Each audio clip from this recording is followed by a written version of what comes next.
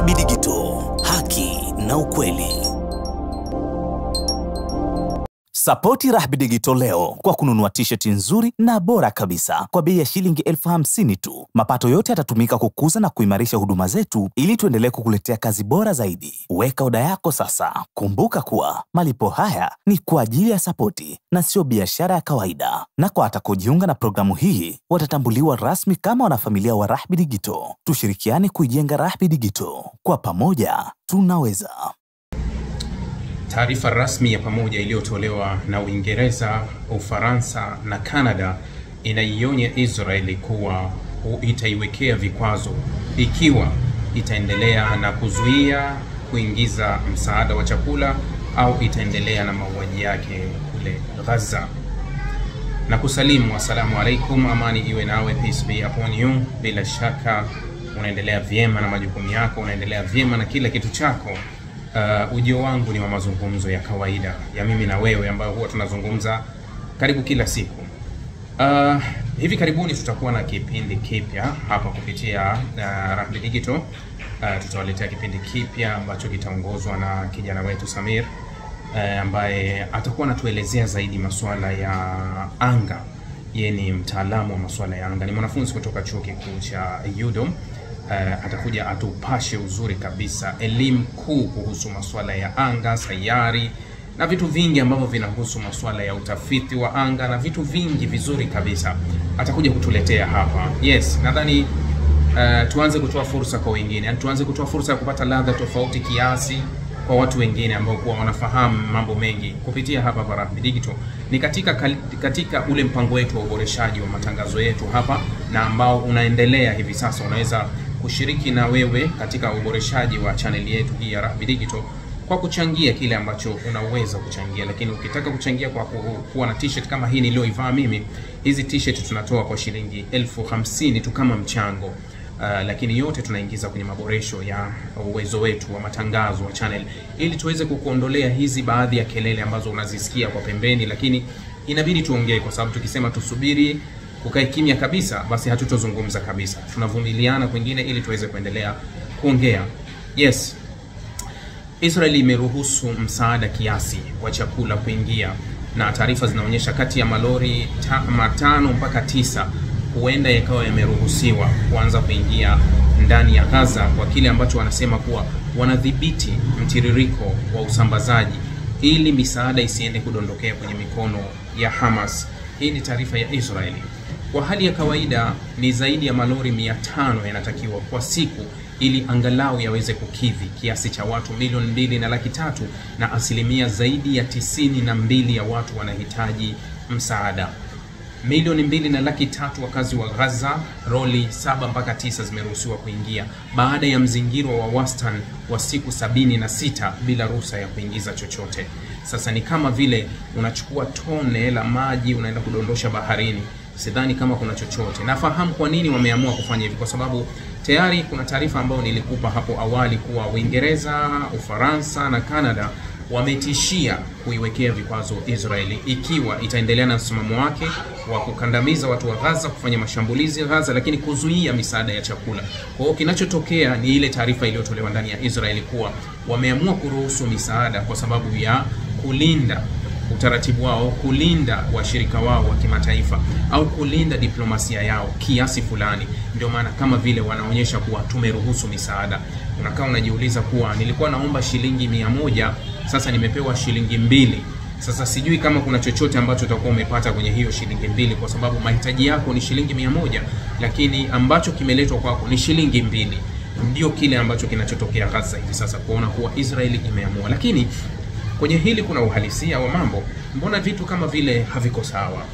Mfano tuchukue kuwa hawa Uingereza, Ufaransa na Canada, hawa wote ni washirika wa NATO na wamekuwa na mikutano mfululizo ya NATO kule Brussels. Wamekuwa Uingereza wakifanya mkutano hasa kuhusu swala la Ukraine.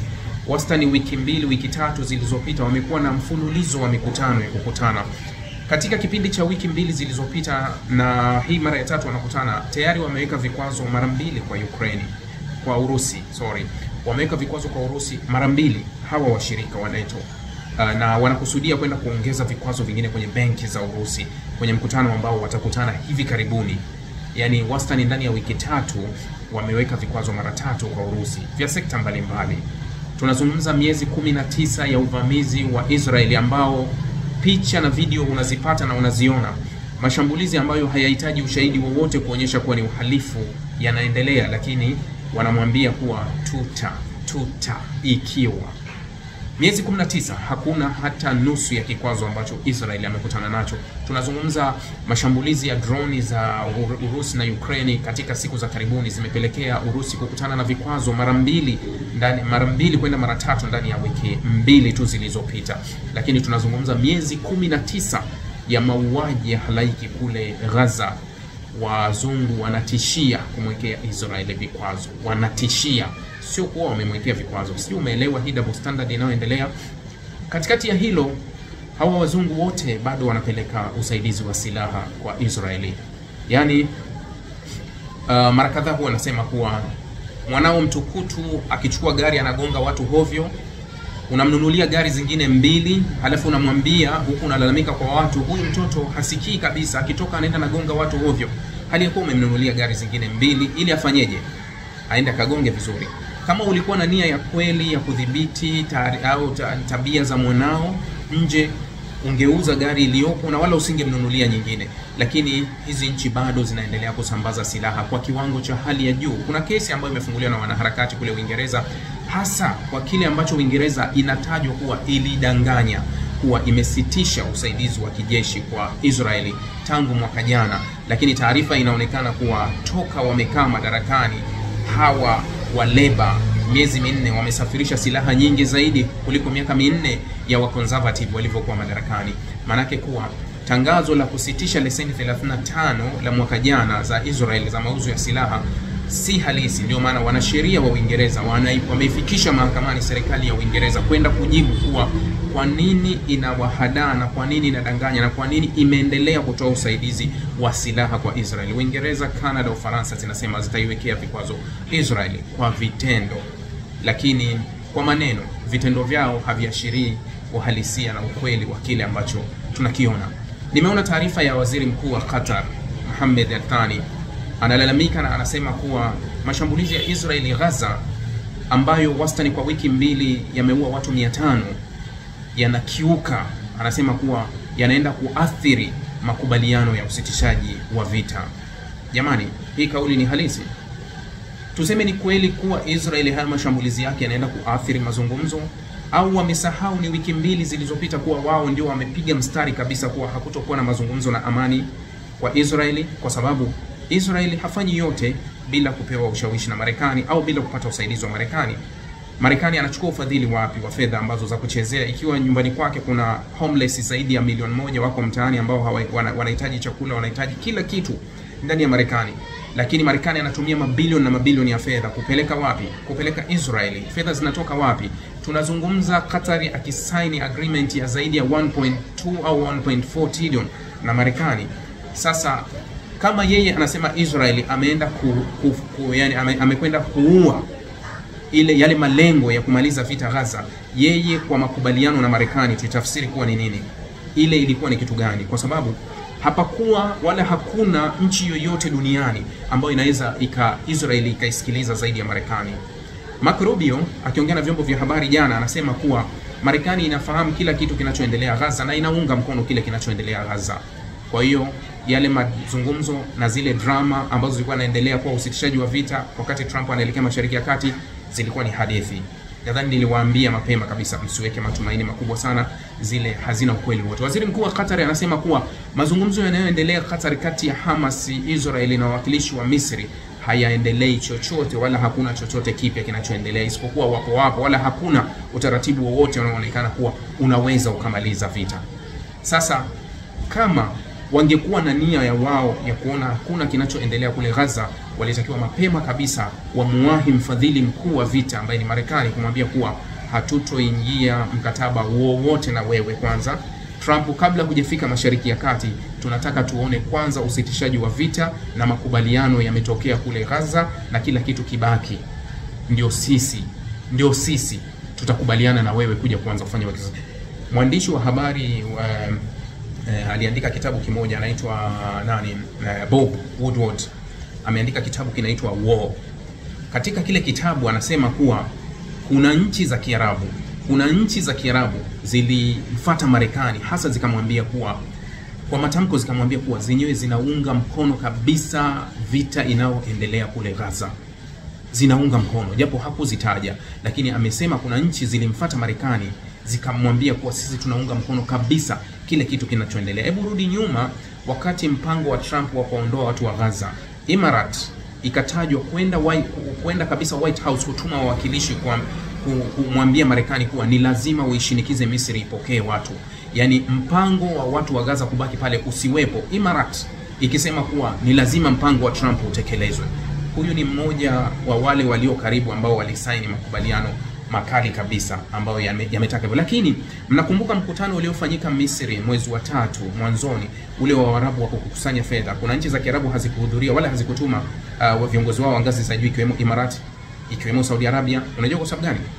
Kuna madai ambayo yalitolewa chini kwa chini kuwa walikataa kufanya michango kwa sababu wanasema kuwa kama hakutokuwa na njia yoyote ya Hamas kuondoka Gaza, Hamas kuachia silaha zao na kupokonywa kila kitu, basi wao hawatoijenga Gaza, hawatotoa. Ndio maana juzi nawaambia kuwa mchango wa bilioni 1 ulikosekana. Si kwamba hawana fedha, ila yani kuna vitu wanavitaka ambavyo zaidi vinamfaidisha Israel. Zaidi mwaka baada ya makubaliano ya Camp David ya mwaka 78 79 nadhani, nakumbuka, kati Anwar Sadat Misri na Israeli.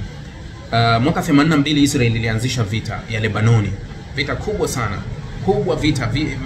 Maafa yalikuwa makubwa sana. Unajua kwa nini vita ilikuwa ile? Kwa sababu wapiganaji wa PLO walikuwa Lebanoni. Mashambulizi makubwa yalipelekea aliyekuwa wakati huo mfalme wa Saudi Arabia alikuwa Bandar Sultan, akamwambia Yasser Arafat,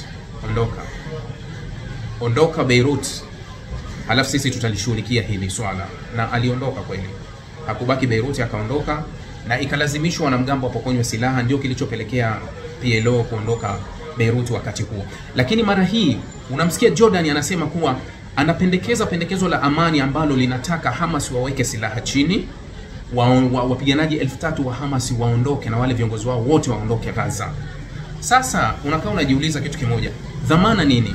Yani kuwa ikiwa wanafanya vile, kwa lipi? Yani kwa dhamana gani? Kwa nini Ukraine anataka dhamana ya Urusi kwa Marekani? Kwa nini tunamaliza vita lakini tunataka dhamana? Kwa sababu gani? Ukraine anafahamu kuwa Urusi atarudi kunishambulia. Sasa pale unapowapokonya silaha resistance, yani unapowapokonya silaha wapigania uhuru, sawa, watu wanaotafuta uhuru wa nchi yao, unapolazimisha kuwa wapokonywe silaha na kila kitu, halafu yule anayewapiga abaki na silaha na kuwa yeye mlinzi wao, ambaye unafahamu kuwa hawaelewani, dhamana yao ya usalama ipi? Kama wangeanza kuwa tuweke mkakati kuwa hawa watu watalindwa labda na vikosi vya Umoja wa Mataifa, vya nchi ambayo haingiliani na upande wowote, ndio itatoa ulinzi kwao, hawa tuko tayari wapokonywe silaha, ni sahihi. Lakini unawapokonya silaha Hamas, wanalindwa na Israel mwenye silaha. Sasa manake kuna watu hapa wanakuambia shida mateka, wangeachiwa mateka.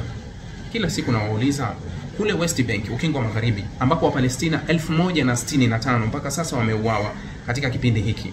Wapalestina zaidi ya 1065 wameondolewa kwenye nyumba zao tu basi, kwenye kambi za Tulkarem, kambi ya Jenin, nyumba zimebomolewa na hawana makazi zaidi ya 1065. Hawa wanashikilia mateka gani wa Israeli? Vita ya mwaka 82, vita ya mwaka 67, vita ya mwaka 67, vita ya mwaka 48, walikuwa wakishikilia mateka gani? Kilichopo ni kitu ambacho kinazungumzwa tofauti kabisa. Hakuna lolote litatokea hata kama isingekuwa hawa mateka. Vita ya mwaka 2021 mlifuatilia hapo, wakati waziri mkuu akiwa Naftali Bennett na mwenzake Yair Lapid, Wapalestina zaidi ya 280 waliuawa. Kulikuwa kuna mateka gani ambaye alikuwa ameshikiliwa hapo? Mateka sio sababu. Kwa sababu mateka wapo Gaza. Wanauawa watu wa Gaza, wanauawa watu wa ukingo wa magharibi, wanauawa kule Syria, wanauawa Lebanoni. Kuna mateka gani waliopo kule? Jamani. Nimetaka kuzungumza haya kidogo, angalau tutoe taswira fulani ambayo inaonekana. Usisahau kufanya subscribe, weka notification on, like, comment and share.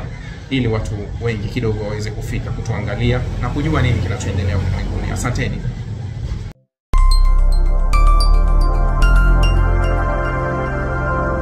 Rahby Digital, haki na ukweli.